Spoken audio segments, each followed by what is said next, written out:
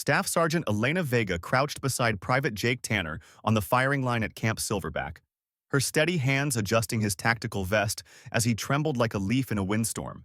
The Nevada sun was merciless at 0800 hours, turning metal hot enough to brand flesh and making the air shimmer like broken glass. Before continuing this story, please comment below with your city or country where you're watching from. Your feedback inspires us to do better.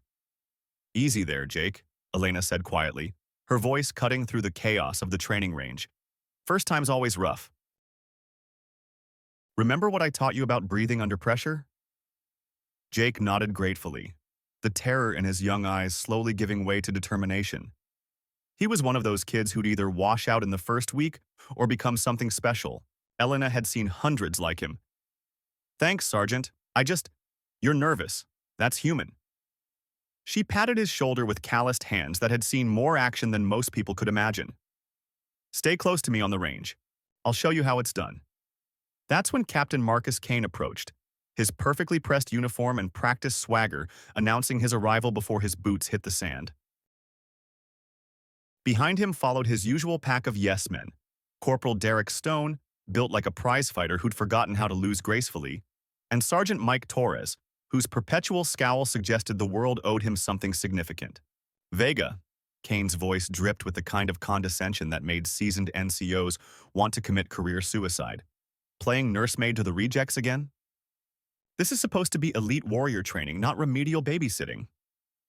Elena stood slowly, her ice blue eyes never leaving Kane's face. At 32, she possessed the kind of unremarkable appearance that allowed her to blend into crowds. Average height, brown hair pulled back in regulation style, features that wouldn't stand out in a police lineup. But those who looked closer might notice how her gaze constantly swept for exits, how her hands never strayed far from her sidearm, how she carried herself with the fluid economy of someone who'd learned that wasted motion could mean death. Just helping a fellow soldier, sir, she replied evenly. Helping? Kane laughed, and his entourage dutifully joined in. Maybe you should tuck them in at night too.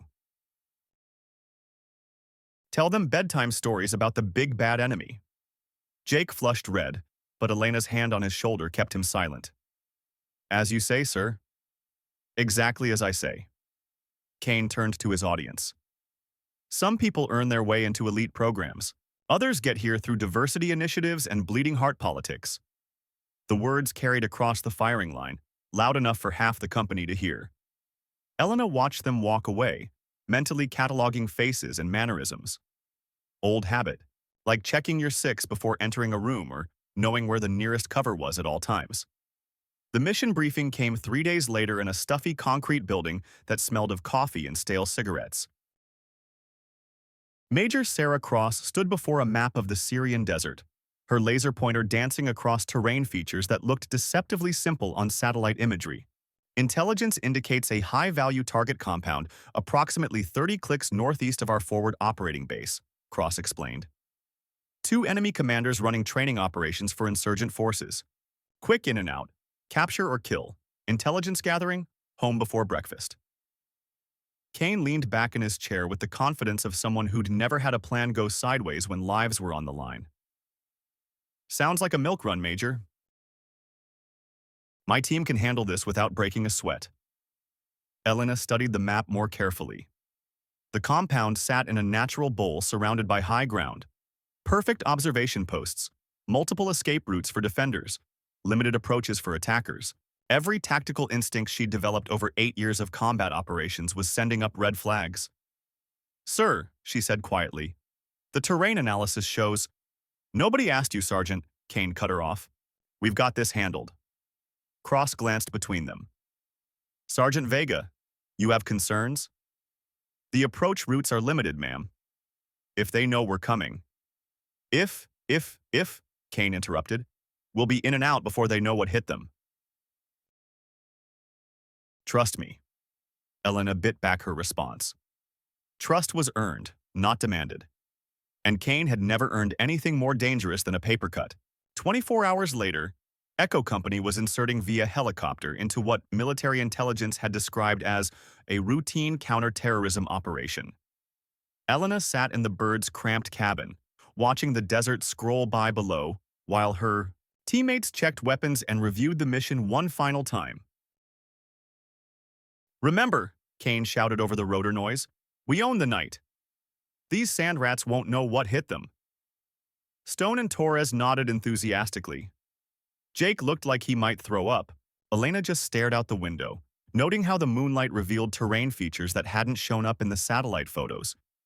Ridgelines that could hide machine gun nests, ravines that could conceal entire squads, natural choke points that would funnel attackers into kill zones.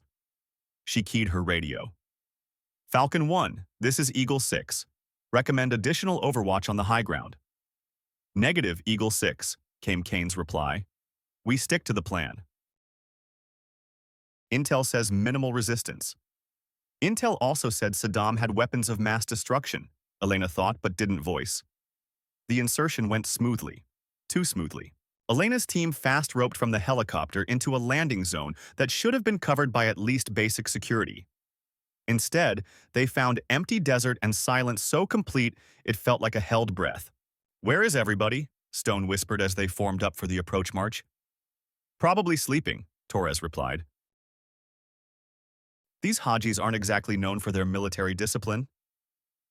Elena checked her rifle for the third time and scanned the surrounding hills. Military discipline was exactly what she was worried about. The approach to the target compound took 40 minutes across broken terrain that channeled their movement into predictable routes. Elena counted at least 6 positions that would provide perfect overwatch of their advance, and every one of them appeared empty. "Too quiet," she muttered. "What was that, Vega?" Kane's voice crackled through her earpiece. "Nothing, sir. Just noting the lack of sentries. Told you this would be easy." "They're not expecting us. That was the problem." In Elena's experience, when the enemy wasn't where they should be, it usually meant they were somewhere worse.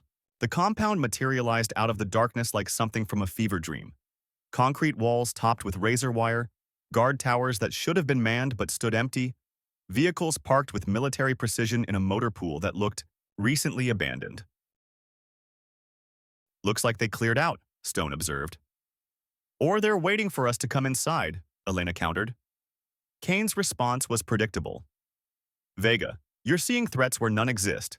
We go in hard and fast, grab what we can, get out. Simple." Nothing was ever simple. Elena had learned that lesson in a dozen hellholes across 3 different continents, usually the hard way. The breach went textbook perfect. Too perfect. The main gate was unlocked. The buildings were lit but unguarded. Documents sat on desks as if their owners had just stepped out for coffee. "This is wrong," Elena said into her radio. "Sir, this feels like—" That's when the world exploded. Muzzle flashes erupted from every direction at once.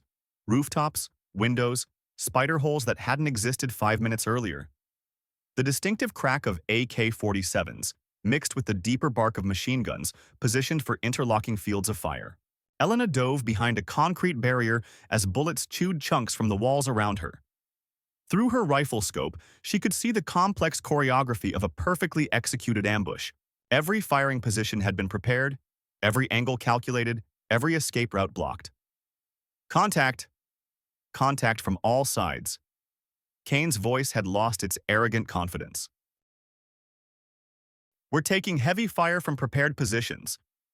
No kidding, Elena thought, but she was too busy staying alive to voice her sarcasm. Stone went down first, a burst from an elevated position catching him center mass. Torres tried to drag him to cover but took rounds to the shoulder and chest.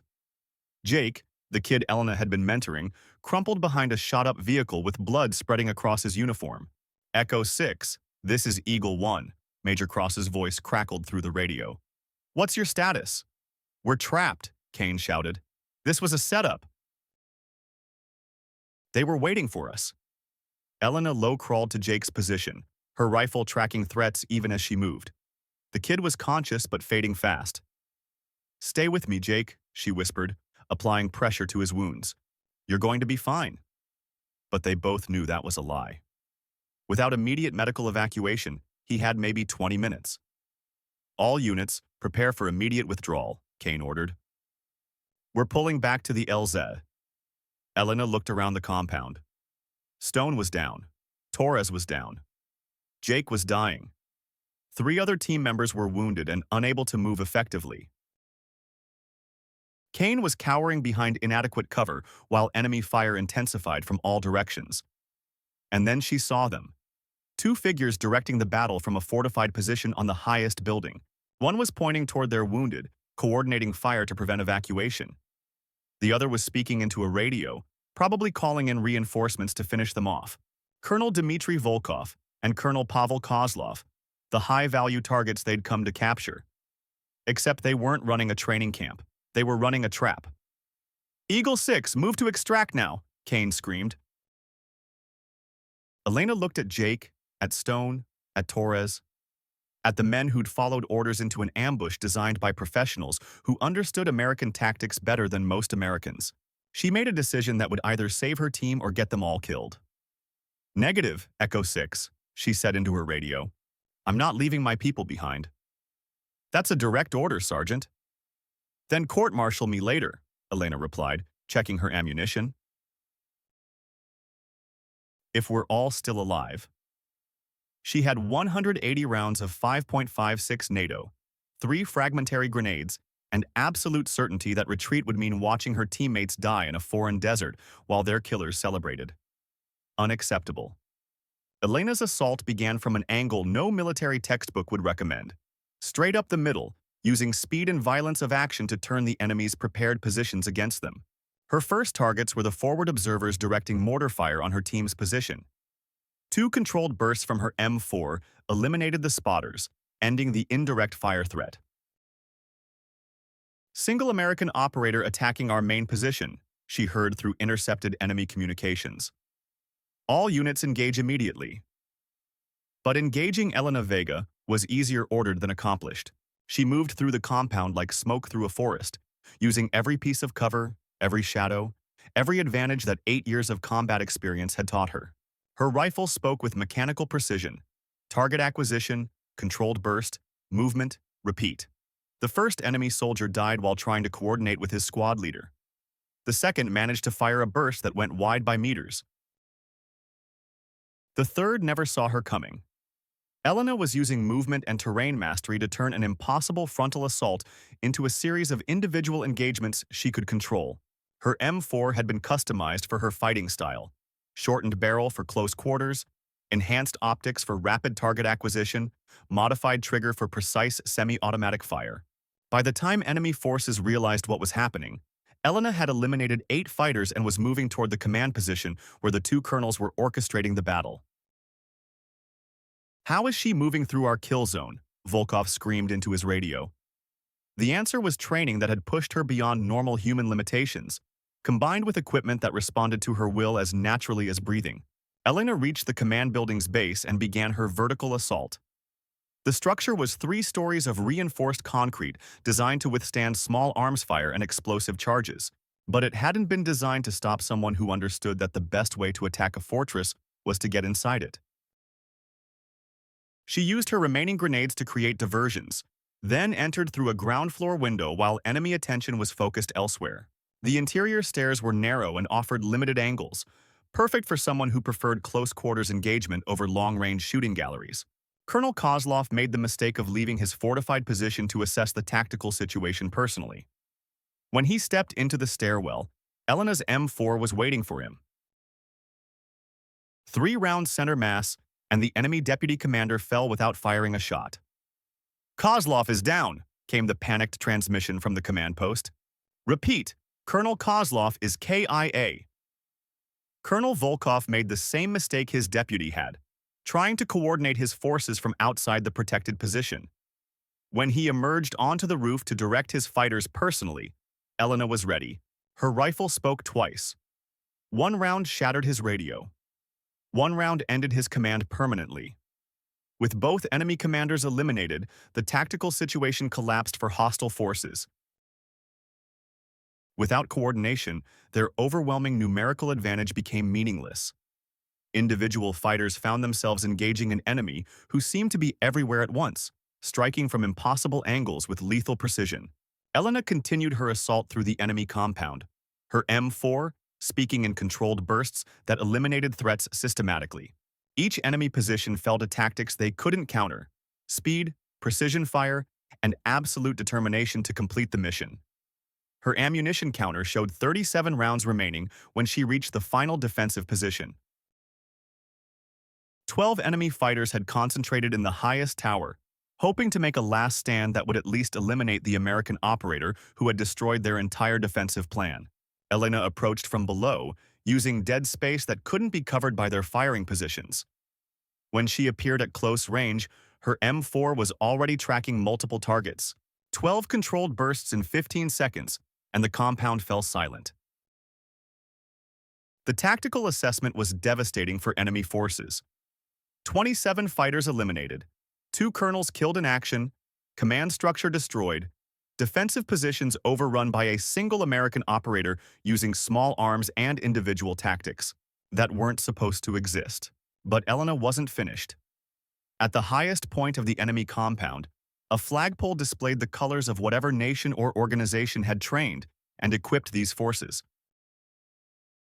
Elena pulled down their banner and replaced it with an American flag she'd carried in her assault pack, the same flag that had covered her brother's casket when he died serving his country in Afghanistan 3 years earlier. As the stars and stripes rose above the captured position, Elena keyed her radio for the final transmission of the operation. Echo 6, this is Eagle 1. Compound secured. All hostiles eliminated. 27 KIA confirmed. The high ground belongs to us now. The radio silence lasted for nearly a minute. Eagle 1, Kane's voice carried disbelief, mixed with something that might have been shame. Report your current status. Operational and ready for extraction. I'll mark our position with smoke for helicopter pickup. Eagle 1, how did you just clear an entire enemy compound by yourself? Elena looked around at the enemy positions that had been designed to trap and eliminate an entire American unit. Bodies of enemy fighters lay scattered throughout bunkers that should have been impregnable to individual assault. I didn't clear their compound, Echo 6. I just decided it was our compound now. The extraction helicopter arrived 30 minutes later, guided by the smoke grenade Elena had deployed from the highest point of what was now American-controlled territory. When the surviving members of Echo Company climbed aboard, they found their teammate calmly field-stripping her M4 while sitting beneath the American flag she'd planted on enemy ground. Captain Kane sat down next to Elena as the helicopter lifted off from the desert terrain. For the first time since she'd known him, he looked like a man who understood the weight of command. "Vega," he said quietly, "what you accomplished back there. That's going to be written into every special operations manual in the military." "I just cleared the extraction route like the mission required," Elena replied without looking up from her weapon. "The team needed to get out safely. I made sure that happened. You turned a complete tactical disaster into total victory single-handedly." Elena looked out the helicopter window at the flag still flying from the compound below. "Sir, Americans don't abandon ground to the enemy without a fight. If they want to control terrain, they need to be prepared to pay for it." Kane nodded slowly. "I owe you an apology. And so does everyone who ever doubted your capabilities." "No apology necessary, sir. We all came home alive. That's what matters."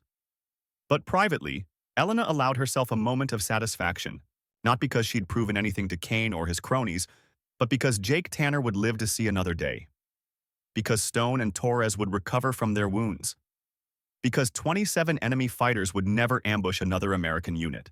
The after-action report filed by Major Cross became required study material for Special Operations Command staffs throughout the military.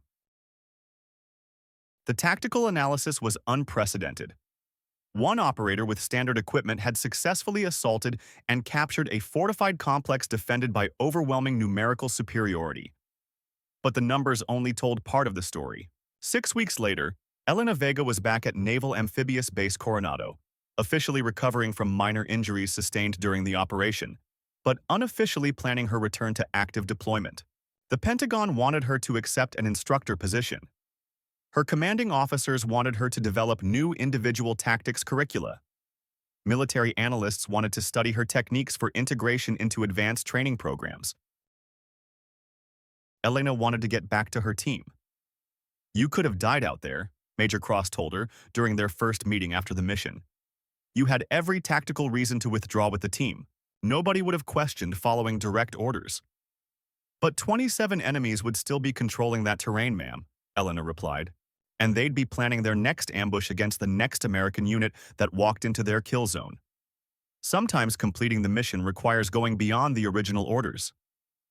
Cross studied her subordinate with newfound respect. Vega, you've redefined what's tactically possible for individual operators. What you accomplished exceeds anything in our doctrinal framework. Then maybe our doctrinal framework needs some updates, Elena said simply. 8 months later, Staff Sergeant Elena Vega was back in operational theater, leading special operations missions in multiple regions where her innovative tactics had proven that individual determination could overcome systemic disadvantages. Her M4 had been retired to the museum, replaced by an identical weapon that carried the same modifications and the same expectation of impossible precision. But among the operators she served with, Elena was known for something more important than tactical innovation. She was the warrior who proved that mission completion always took priority, that American terrain was never abandoned without maximum effort, and that sometimes one person with the right training and mindset could change the entire outcome of an engagement. The techniques Elena developed during that desert assault became part of advanced military training curricula. Instructors teach courses on single-operator complex clearing and individual assault tactics based on her methods, but they also teach something more fundamental, that elite warriors are defined not by their equipment or numerical advantage, but by their willingness to do whatever mission completion requires. 18 months after the desert operation, Elena received the Medal of Honor for her actions during the engagement. The citation read, "For conspicuous gallantry and intrepidity, at the risk of her life above and beyond the call of duty, while serving with a special operations element during combat operations against numerically superior enemy forces." The ceremony was held at the White House, attended by Elena's family, her military teammates, and senior leadership from multiple commands. But the moment that mattered most came afterward, when Jake Tanner, now fully recovered and serving as an instructor himself, approached Elena for a private conversation. "Sergeant," he said, "I need to tell you something. When you made that decision to assault their compound alone, I thought I was watching someone throw their life away, but now I realize I was watching someone save all of ours." "Jake," Elena replied, "new approaches are just old principles applied to situations that demand creative solutions. The mission always comes first." The impact of Elena's actions extended far beyond that single engagement. Intelligence recovered from the eliminated enemy commanders led to the disruption of multiple hostile training programs and the identification of several high-value targets. The psychological effect on enemy forces was significant. Knowing that American special operators could turn retreat scenarios into assault victories created operational uncertainty that affected enemy planning throughout the theater. But perhaps the most important result was what Elena's decision meant to the soldiers who served with her. They learned that tactical doctrine provided guidance, not limitations. They discovered that individual initiative, properly applied, could overcome overwhelming odds when combined with superior training and absolute mission focus. The desert compound Elena had captured was eventually abandoned for strategic reasons, but the American flag she'd planted there remained until environmental conditions finally claimed it. Intelligence sources reported that for months afterward, enemy forces avoided the area, referring to it as the place where the American storm lives. Elena continued serving in special operations for 4 more deployment cycles, participating in missions where her innovative individual tactics repeatedly transformed potential failures into decisive successes. She never again found herself in a situation requiring single-operator complex assault, but she faced numerous challenges that demanded creative solutions to seemingly impossible problems. In each case, she found ways to complete mission objectives while ensuring her teammates returned safely. "The thing about Vega," Major Cross explained to new special operations candidates during advanced training sessions, "is that she doesn't recognize the word impossible as applicable to mission parameters. When we thought we had to retreat, she found a way to advance. When we faced overwhelming opposition, she found a way to eliminate that opposition. That's what separates truly exceptional warriors from merely competent ones: the refusal to accept mission failure as inevitable. 3 years after the desert engagement, Elena Vega was promoted to Master Sergeant and assigned to establish the Individual Advanced Tactics program at the Special Operations Training Command. Her training facility became legendary among students, not only for the technical skills she taught, but for the operational mindset she instilled. Anyone can learn to operate military equipment effectively, she would tell each new class. The military will teach you weapon systems, movement techniques, coordination with teammates. But what the military cannot teach you is how to recognize when tactical situations require you to exceed every limitation you previously accepted. She would pause, observing faces eager to prove themselves in operational environments. The difference between competent operators and exceptional operators isn't equipment proficiency or physical capability. It's the ability to identify opportunities where others see obstacles. It's the determination to complete missions when mission completion seems tactically impossible. Students invariably wanted to hear about the desert assault, about the individual tactics that had eliminated 27 enemies and captured fortified terrain. Elena would share operational details, but she always concluded with the same fundamental lesson. I didn't survive that engagement because I possessed superior equipment or exceptional physical capabilities. I survived because I refused to accept that retreat was the only tactical option available. When my teammates needed secure extraction routes, I found a way to provide those routes. When enemies believed they controlled the tactical situation, I found a way to seize that control. She would make direct eye contact with each student. Every one of you will encounter situations where conventional responses lead to conventional results. Exceptional operators are those who find ways to achieve exceptional results when mission parameters demand excellence. Elena's instructional methods became the foundation for modern special operations, individual tactics training. Her techniques were analyzed at military academies, incorporated into operational manuals, and taught to allied special forces throughout the world. But her greatest contribution wasn't tactical, it was philosophical. She proved that individual initiative, properly trained and properly applied, could overcome systemic disadvantages and achieve strategic objectives that appeared impossible under conventional analysis. Years later, when military historians studied the evolution of special operations doctrine in the early 21st century, they identified several pivotal engagements that shaped modern warfare theory. The desert assault would be remembered as definitive proof that individual determination could overcome numerical superiority when combined with superior training and innovative tactical thinking. But among the special operators who served with Elena Vega, the lesson was simpler and more profound. Sometimes the most effective response to retreat orders is to advance so decisively that retreat becomes victory. The radio transmission that had seemed tactically impossible, one operator reporting the elimination of an entire enemy force and the capture of their terrain, became legendary throughout the special operations community. It represented the transformation of tactical disaster into strategic triumph through individual courage and creative problem-solving. Elena Vega had proven that sometimes the most important victories are achieved not by following established procedures, but by recognizing when established procedures need to be abandoned in favor of solutions that exceed conventional expectations. Fall back immediately had been the order. But Elena had interpreted that command as an opportunity to transform retreat into the most devastating counterattack the enemy would never anticipate. 27 enemies eliminated. Strategic terrain captured. American flag planted on ground that had belonged to hostile forces 4 minutes earlier. Because sometimes the most effective way to fall back is to advance so aggressively that there's nothing left to fall back from. Elena Vega didn't just survive an impossible tactical situation, she transformed it into a demonstration that individual American operators, properly trained and properly motivated, could overcome any obstacle when mission completion demanded extraordinary performance. And in proving that, she reminded everyone that the most powerful weapon in any warrior's arsenal isn't advanced technology or numerical superiority. It's the refusal to accept defeat when victory remains achievable through courage and tactical innovation. The desert wind still carries whispers of that day, when one soldier's refusal to retreat rewrote the rules of what was possible, and proved that sometimes the greatest victories come from the darkest moments, when everything seems lost and only will remains.